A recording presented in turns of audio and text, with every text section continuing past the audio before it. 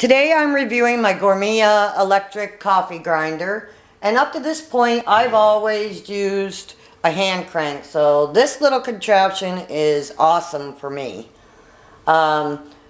Just a precautionary note, the first time I use this, all these pieces do come off. So I put it together, got it to the coarseness I wanted, hit the start button, and it wouldn't do anything. So here, when I put it back together after washing it, I didn't have this all the way down on it. It does screw down on. So you'll notice that there is a very real thin line, paper thin line there.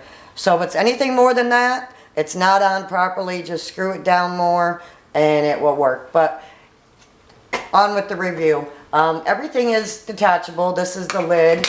And there is a little tray in here, and that's where you would put your fresh beans.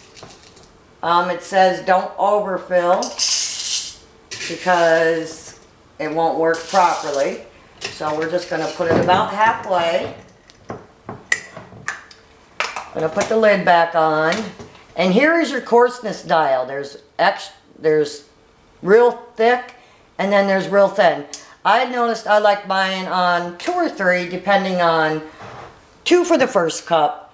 And then all you have to do is you hit the start button and it automatically grinds it. It puts it into the canister. It says don't let it run for more than a minute. So, it's almost done grinding now. You can hear the motor starts to rev up more. And then I always unplug it before I actually remove the canister. And as you can see, it's ground up just how I like it. And there's nothing better than a fresh cup of coffee first thing in the morning. I highly recommend this electric coffee grinder. Real quick, easy. I do mine the night before because I always have my coffee pot ready.